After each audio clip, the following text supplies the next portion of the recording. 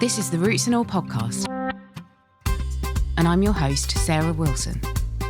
Join me as I talk about all aspects of gardening with some of the top horticulturists from around the world. This week, I'm joined by gardener and conservationist by trade, Sue Mabberley, from Nant-y-Bedd, a remarkable garden in the Black Mountains that's evolved over 4 decades into a thriving haven for wildlife.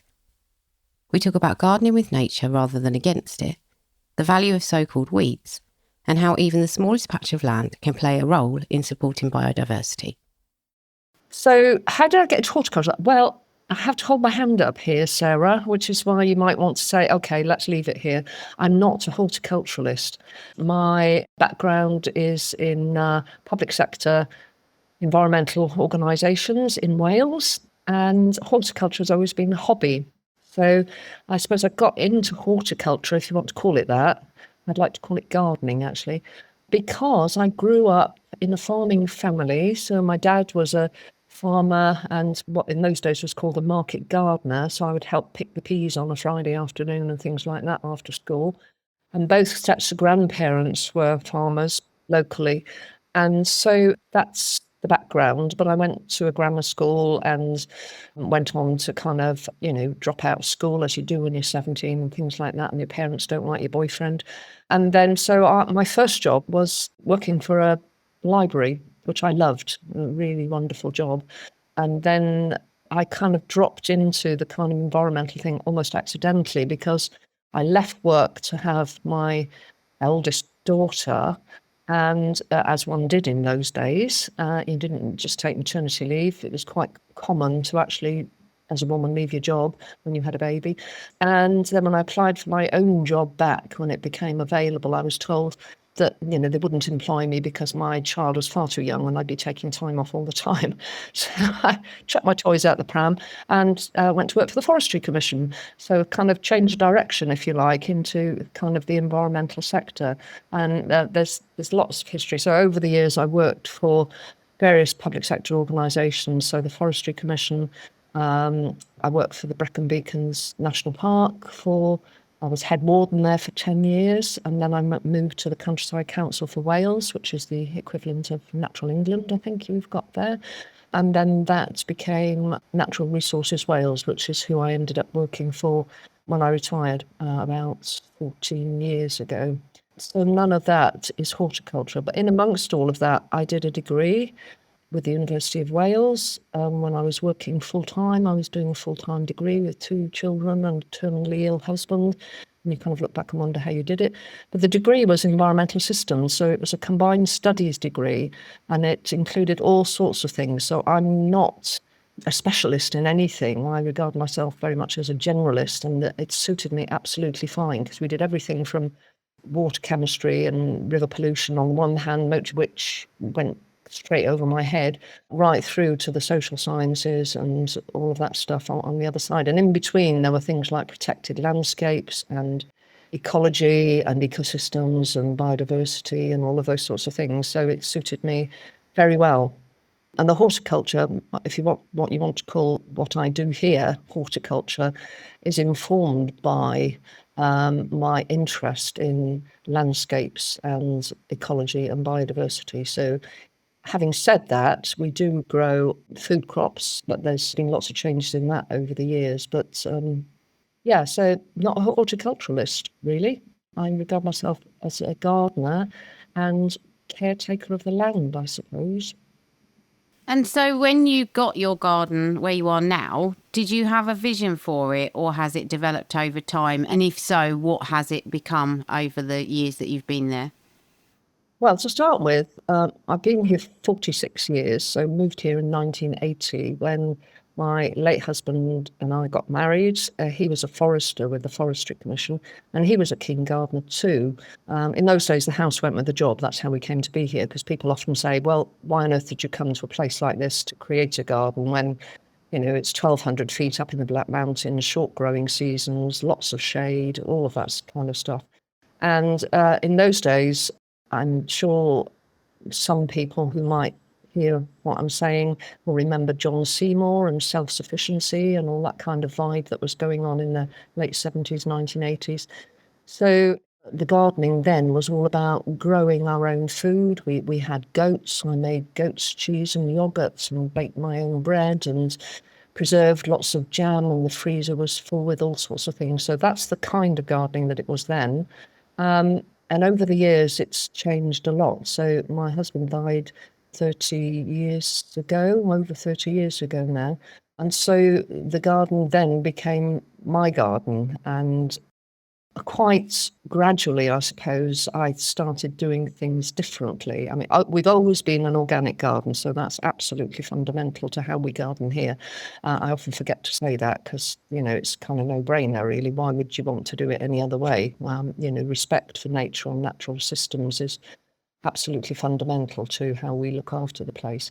But there became, I guess, more interest in the wildflowers and the things that we were sharing the space with, and learning more about the creatures that we were sharing the space with and what their needs were. So I was very keen on insects and birds and all of that sort of thing, and curious to find out about what they needed. So nest sites for birds and all that sort of thing, all the obvious things.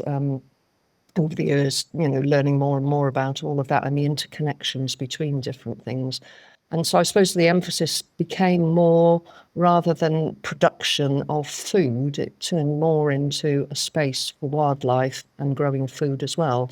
And then moving forward again over the years, I have a very good friend, Liz Knight, who runs foraging events. She lives a couple of valleys over, and she's been teaching foraging here for about 10 years now. So growing up in the countryside as a farmer's daughter, as a child, you were told you could eat the blackberries and the hedgerows, and you could eat, we eat the mushrooms that grow in that field because we know they're field mushrooms and they're safe to eat.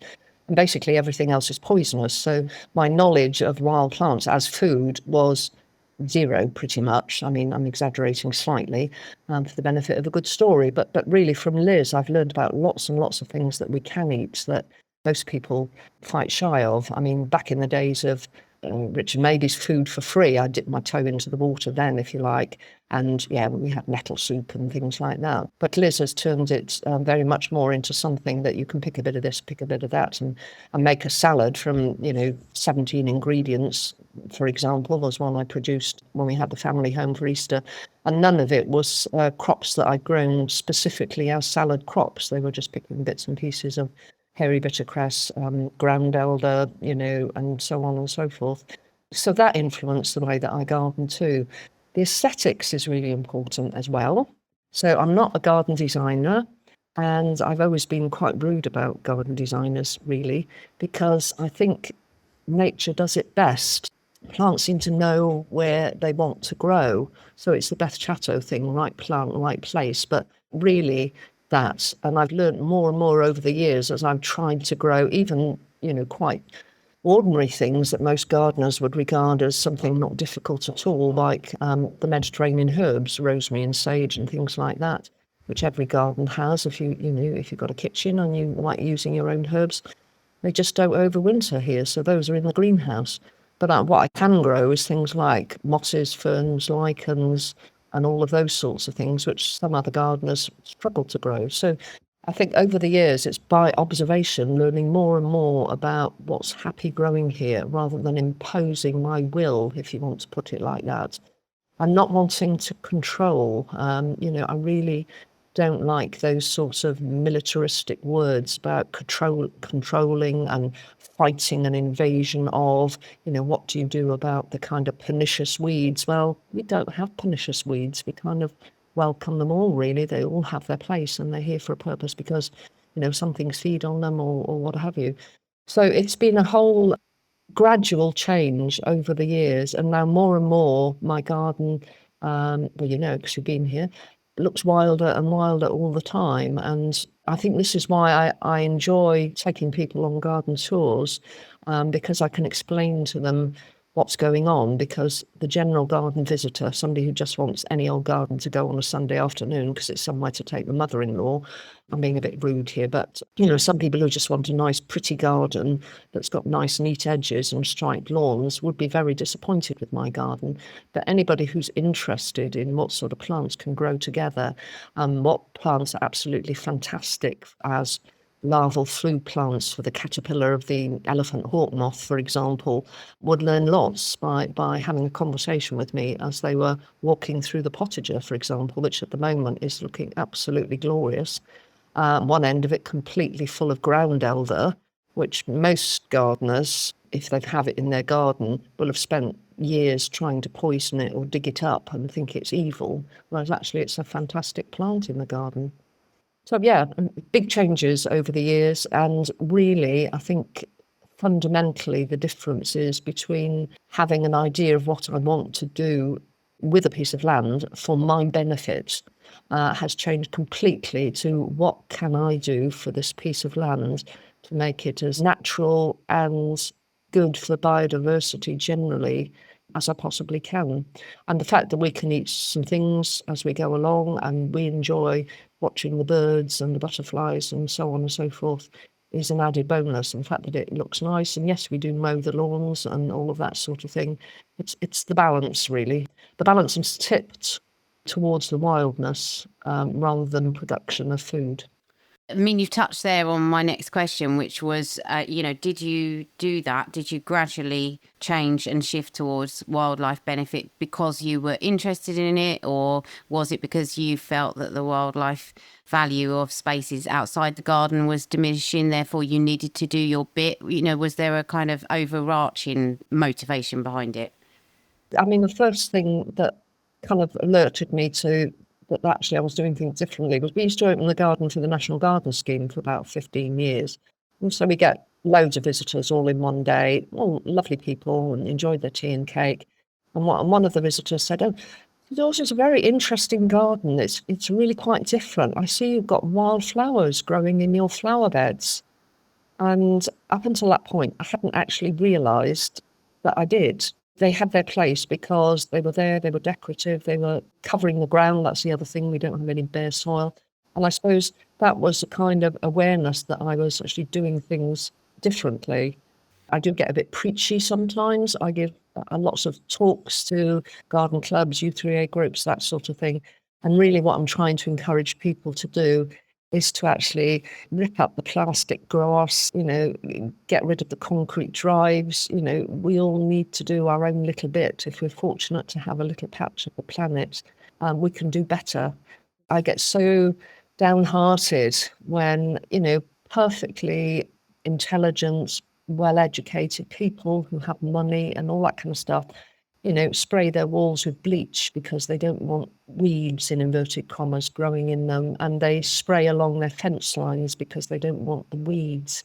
And some of these people are the people who will go to garden centres and buy the plants that probably grown in peat and come from Holland and all the rest of it and sprayed and so on. They have a pollinator-friendly label in them. They think they're doing the right thing by doing that, but they don't actually understand that it's much more fundamental, that we need to be looking after the land in a different way. Sterility, I think, is the one thing that I really despair about with the way that people, you need somewhere for your kids to kick around a football if you've got a young family. That's all perfectly fine, but actually just to put down plastic grass because it's easier, and to mow everything and, not even have hedges, to have, it just really worries me. And I do my best to try and encourage people to understand a little bit that it's all very complex, and I don't pretend to understand it all, but I just think the more range of habitats and diversity of plant life that we can provide in our garden, then the better the planet will be. Even, if everybody who had a garden or a piece of land did their little bit, then that's a huge amount of stuff going on which will support wildlife. Because if you look at the outside of the gardens, the countryside generally, coming from a farming family, I've seen the changes over the years, from small scale farming, the kind my dad used to do, where you'd lay the hedges, and you'd have some livestock, but you'd make your hay so that things had a an opportunity to live in the hay meadows and so on. That's by and large gone from a lot of the countryside now, and as everybody knows, it's we all want cheap food, so people aren't prepared or are not able to afford to pay the price of what it costs to produce food. So agriculture has got more and more industrialised over the years. Farmers have done exactly what successive governments have asked them to do, which is to be, produce cheaper food and be more profitable and all of that. But the consequence of that, of course, has been, diminishing habitats for some of our species of things like, in Wales, it would be things like the loss of forests and wet meadows and those sorts of things have all gone because the land has been drained to increase productivity and so on. So, yeah, doing our bit. And when I retired from the day job, my intention was to spend more time in the garden over the years, going back decades, I did my bit on going on protest marches. I was a member of Greenpeace and Friends of the Earth and all of that kind of stuff. And there's wonderful people doing tremendous stuff with, organisations that are calling for change. But I think at my stage of life, I think what I can do for the best is to look after my piece of land in the best way I know how. And that's why we open the garden to the public, so we can share it with other people and we can show them what we're doing here and hope that they might think about doing things differently if they've got their own gardens. So you mentioned the ground elder and that you'd leave that. I think a lot of people do have good intentions, but when it comes to managing the space, they struggle to make up a kind of criteria for which plant to leave and which plant to take out. And I'm guessing, your garden will take some editing. Do you have a checklist that you say, okay, well, that plant's behaving here and it's useful and therefore it can stay, or does aesthetics come into it? How do you personally make a decision about whether a plant stays or goes? Yeah, that's a great question. Again, all this has come gradually. And, it changes all the time. I mean, a good example would be shiny cranesbill, for example. Most people will regard that as a weed. And if, on the patio, for example, where I've got things in pots and things planted around, shiny cranesbill pops up, most people would weed that out because they didn't plant it and it's a weed. But I leave it because it's a really pretty flower. Then what I was doing with that is that as it started to go over, maybe it had dried out a bit or something, and then it started going to seed, and it started looking aesthetically not very attractive, I would weed it out. It would go on the compost heap. Until a few years back, I just happened to notice some activity and realised it was bullfinches feeding on the seed heads of the shiny cranesbill. So that was a kind of, light bulb moment. Yes, seed-eating birds need seeds to eat throughout the year. And if we just put feeders out in the winter, with sunflower seeds in or something, that's actually not what they need. They need things to eat throughout the year. So more and more seed heads get left. And so with regarding what plants to take out, it's getting more and more difficult because, for example, hogweed, you think, why would I want common hogweed in the garden? Well, first of all, Liz has educated me to know that it's edible. So I'm not talking about giant hogweed now, but common hogweed is edible. Not time to go into the detail there, but yeah, it is edible and delicious. And the seeds are edible and delicious, used as a spice.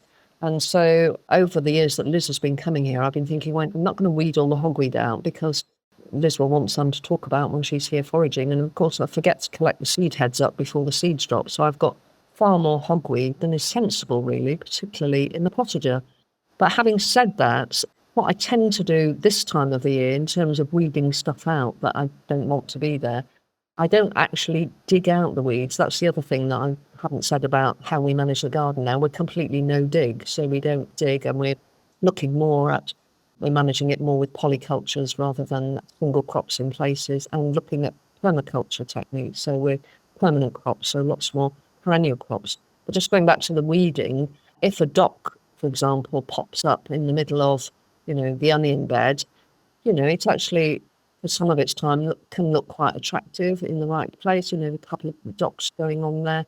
And of course, the seeds for the birds are good. But actually, we're getting increasingly, with climate change, we're getting a lot of blustery swirling storms with terrific swirling winds, and of course that bashes everything down. So the weeding tends to be informed by what gets bashed across the paths. So obviously we're open to visitors during the summer, during June and July. So if the weeds are across the path, then visitors will trample on them, and that doesn't look pretty. So stuff gets cut back when it's bashed across the path, or if it's kind of, a 45-degree angle or something like that.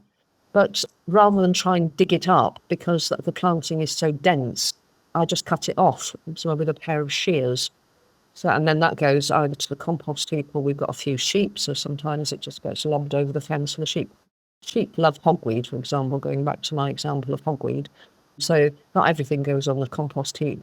And we do a lot of chop and drop as well. So we have a no bare earth policy here. So rather than everything going to the compost heap, some stuff just gets chopped down, particularly going back to weeds and weeding out, things that I don't want to introduce into the composting system, with the results of perhaps moving them around the garden. So we talked about ground elder, so we keep the ground elder where it is by and large and cut it down where it is, and then tuck it under a hedge where I've already got ground elder, so it's not dropping seeds into the composting system.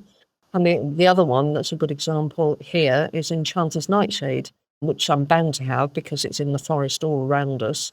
And it's in one of the fruit cages amongst the raspberries and the black currants and red currants, where actually the management technique there is just to cut it down before it seeds and leave it where it is. So again, it's chop and drop, just leave it where it is, so we're not spreading it around the garden.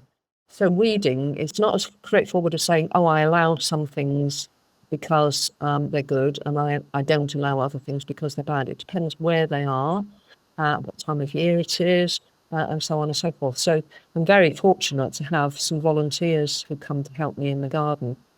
And when I take on new volunteers, we spend a lot of time trying to, first of all, early on in the year, it's all about seedling identification, because we use a lot of self-seeders here, and it's very important to be able to tell what plants are at the seedling stage, including the weeds. So some weeds, inverted commas, we might leave there because they're, for example, red campion or other self-seeders, garden plants like forget-me-nots, we'll actually leave as ground cover and then, deal with those in a different way.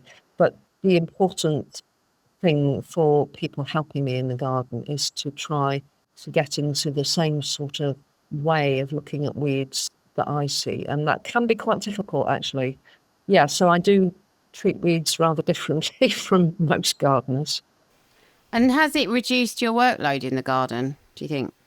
No, because people look at my garden and think, oh, this is a low maintenance garden.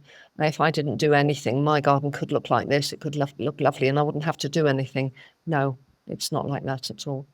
Because if I didn't do anything, it would look a mess. And that's not what I want. There has to be the contrast between, I'm looking now out at the bit that I call under the washing line, which at the moment is looking absolutely glorious. It's full of oxeye daisy, cat's ear, fox and cubs, and then shortly they'll be joined by flowering knapweed. It's full of sorrels and so on and so forth. And that is a joy, but in terms of looking after it, so that's a bank that we used to trim regularly during the summer to keep it looking neat and tidy. So yes, in terms of does it make less work? Yeah, there's certainly less trimming, but in terms of keeping that looking nice, it's making sure things aren't flopping over the path, and then if things get really bashed by the storms, or if dogs come up through it and are not in the right place, then they'll get snipped off and so on. And then those banks will get cut down once a year. So having said it, it's not less work. I suppose using that particular example, it is less work because it only gets cut down once a year. And then what we cut off, because it's full of grass seed, just gets tucked under the hedge. But I think the difference is it's constant attention is what's required in the way that I garden here. So it's intervention in very small ways. For example, today I should have had 2 volunteers here. Far too hot, so we decided neither of them were able to do an early shift, which is what we've done before when it's been very hot. And even though we've got lots of shade, it's not comfortable temperature for working today. So instead, I've just been dipping in and out, with gently trimming back one of the paths. I've been down to the pond and clearing some of the debris, the overwintered debris that we hadn't got around to clearing up, processing stuff onto the compost heap. So just little bits and pieces. So it's not the kind of gardening that I guess you could do if you had a busy full-time job, busy life, and you didn't employ a gardener. Having said that, that's not true actually, because my daughter's got quite a small garden, but has picked up a lot of the ideas from here. Both daughters gardening, very much influenced by how we look after the land here. So you can replicate this on a smaller scale. I guess what I'm thinking about is this is 10 acres and it requires my constant attention. Whereas if you had a small, ordinary sized garden, yeah, you can adopt some of these things and, enjoy the wildlife too. I was thinking, again, as you were talking, obviously there's time constraints, there's practical considerations. Like you said, if kids want to play football on the lawn, then there's that. And I like to think the message is trickling through about gardening for biodiversity. But what do you think is the main thing that might be holding people back when they think about it? I think it's probably time, actually. They haven't got time to do it like that. People have such busy lives and their lives are so full that it's easier just to have plastic grass or mow it all. People have busy lives, and I think it's how people choose to use their time, I think. I think that's the crux. Funnily enough, I had this conversation about 2 hours ago. I was speaking to somebody who's a landscape architect, and she was saying, I don't think it's lack of time. I think it's that people need a priority shift. Okay, yeah. You can make time for stuff when you want to do it, but it's that need and want to do it. So maybe that's the shift that needs to happen. In terms of what you've got coming up, you said about July and August. Have you got anything that you want to mention that's coming up? Yeah, the garden is open Thursdays and Fridays during June and July. So the only weekend opening is a weekend opening for St Michael's Hospice, which is Sunday, the 19th of July, and the booking for that is through St Michael's Hospice, not through us, but if anybody's interested, they could contact us and we could give them the link. And the other thing I'd mention is some workshops. I mean, Liz has a couple of foraging half days. The details are on our website. There's one in July and one in August. We've also got a joint workshop with me and Jo McCurr, spending the whole day exploring garden meadows. So Jo has a wonderful garden in Wellow in Somerset, and she has, I guess she wouldn't mind me calling it, designed meadows. Whereas here we've got an ex-agricultural meadow, which we're managing for biodiversity and aesthetics. And also my meadowy bits, like the bit I was describing earlier up under the washing line, which I've been playing about with for, the last 40 years, really. So that's the Garden Meadows workshop. And again, the details are on the website in July. And I've just put in another compost workshop on the 2nd of August.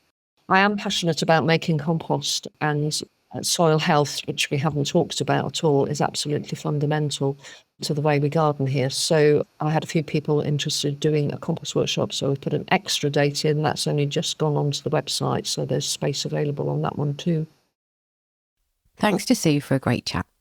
If you liked today's episode, you might also enjoy episode 194, Gardening for Wildlife, and episode 333, Designing for Habitat and Biodiversity.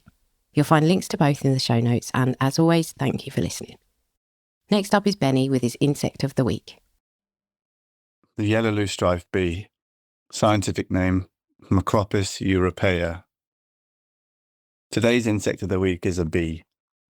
I'm very fond of bees, and this one was kind of interesting to me from the very first time I heard about it. The Macropis genus contains only one bee in the UK and Ireland. There's another bee that is found on the continent, but it's not known to be here yet. It's a very interesting and unique bee. It's pretty much a specialist on yellow loosestrife. The reason why I say pretty much is that there is evidence that the extremely closely related yellow loosestrife they may occasionally collect pollen from, but we don't have too much evidence of that. So the female only collects pollen off Lysimachia vulgaris, a damp, marginal plant often found around waterways and ponds. It's a plant that I tell everybody to put around ponds constantly, just to try and get this bee to be able to spread. So this bee is found near waterways and ponds typically. It's actually only distributed in the records in the southeast of the UK and Ireland. But it could possibly spread. There could be more locations where it's found, but it's just the records don't exist yet. It's really quite a unique looking bee, although the person I was showing yesterday didn't seem to think it was, but your eyes are tuned to the nuances and the subtleties of different species. But it's got really interesting shaped back legs, and it uses these in a couple of interesting ways, not just collecting pollen for the females, but she also collects floral oils to use as a waterproofing agent, which is just fantastic. So you imagine if you're collecting pollen from plants that exist around waterways, you want to nest nearby ideally. So she would nest typically around ponds and waterways in soft mud, banks, mini verticals, but these places could be submerged in, half the year in wet places. So plenty of species of bee can have their nest cells submerged or very damp for some of the winter. I was told that desiccation is more of an issue than being flooded out. So just to combat the fact that it could be a long period underwater for this species, that she collects the floral oils as a waterproofing agent. So she uses her back legs to mix floral oils with pollen, which is really cool.